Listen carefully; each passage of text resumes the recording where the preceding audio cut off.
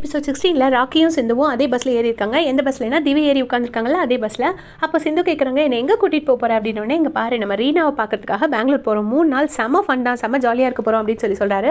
சொல்லிட்டே இருக்கும்போது கரெக்டாக வந்து திவியை பார்த்துட்டாரு.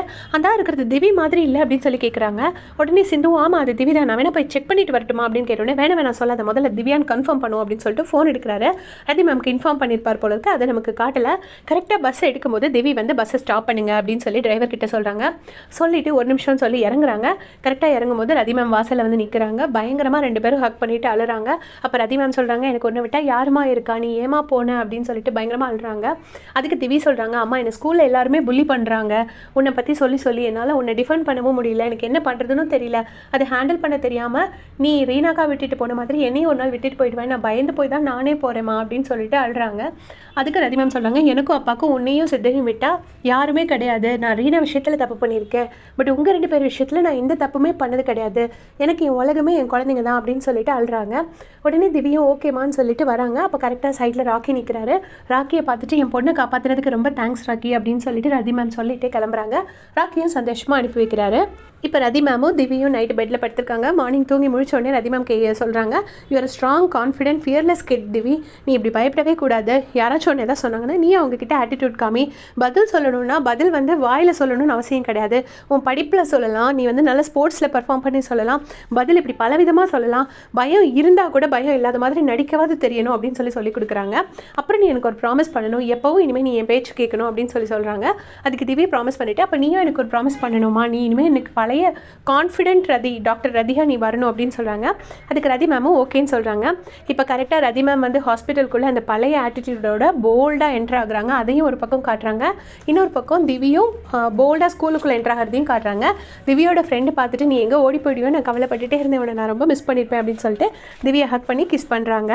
அதே டைமில் இங்கே ரதி மேம் கிட்ட அருணா சொல்கிறாங்க, உங்களை பார்க்குறதுக்கு ரொம்ப டிஃப்ரெண்ட்டாக இருக்குது மேம் இன்றைக்கி அப்படின்னு. டிஃப்ரெண்ட் தான் அருணா, இனிமேல் டிஃப்ரெண்ட் தான் அப்படின்னு சொல்லிட்டு ரதி மேமும் கான்ஃபிடென்ட்டாக சொல்கிறாங்க. இப்போ பெங்களூர் வீட்டில் ரீனா வந்து பிளான்ஸுக்கெலாம் தண்ணி ஊற்றிட்டுருக்காங்க. அப்போ கரெக்டாக ராக்கியும் சிந்து வந்து நிற்கிறாங்க. ஹே ராக்கி, ஹாய் சிந்து அப்படின்னு சொல்கிறாங்க. ஒன்று 2 பேரும் எதுக்கு வந்திருக்கீங்கன்னு ஒன்று பார்க்கலான்னு தான் வந்தோடனே ராக்கி சொல்கிறாங்க. அதுக்கு வந்து ரீனா நம்பலை, டீஸ் பண்ணுறாங்க. டே நீ என்னை பார்க்கலாம், நான் கிளம்பி வந்திருக்கேன், நீங்கள் 2 பேரும் ஊர் சுற்றுறதுக்கு வந்திருக்கீங்க, அதுக்கு இப்படி ஒரு பேரா, டே எத்தனை கேர்ள் ஃப்ரெண்டா உனக்கு, 3 கேர்ள் ஃப்ரெண்டா அப்படின்னு சொல்லிட்டு டீஸ் பண்ணுறாங்க. உடனே சிந்து மூஞ்சி உம்முன்னு வச்சுக்கிறாங்க. உடனே ரீனா, சிந்து நீ உள்ளவா, அவன் வர வேண்டாம் அப்படின்னு சொல்லும்போது கரெக்டாக கணேஷ் அங்கிள் வந்து, ஏ ராக்கி நல்ல பையா நீ உள்ளவா அப்படின்னு சொல்லி கணேஷ் அங்கிள் வந்து ராக்கியை இன்வைட் பண்ணுறாரு. அங்கே பார்த்தீங்கன்னா விஜய் வந்து பார்த்துட்டு, ஹே யார் இது அப்படின்னு சொல்லி ராக்கி கிட்ட கேட்குறாங்க. இது என்னோட கேர்ள் ஃப்ரெண்ட் சிந்து அப்படின்னு இன்ட்ரடியூஸ் பண்ணி வைக்கிறாரு. சரி எல்லாருமே வந்திருக்கீங்க, நம்ம எல்லாருமே பார்ட்டி பண்ணலாம் அப்படின்னு சொல்லிட்டு விஜய் சொல்லாரு. ஃபஸ்ட்டு ரீனா ஒத்துக்கல, அதுக்கப்புறமா ஒத்துக்கிறாங்க. அப்புறமா ரீனா வந்துட்டு ராக்கி கிட்ட கேட்குறாங்க எல்லாம் எப்படி இருக்காங்கன்னு கேட்கும்போது, கிரண் நிலோஃபர்லாம் எப்படி இருக்காங்கன்னு.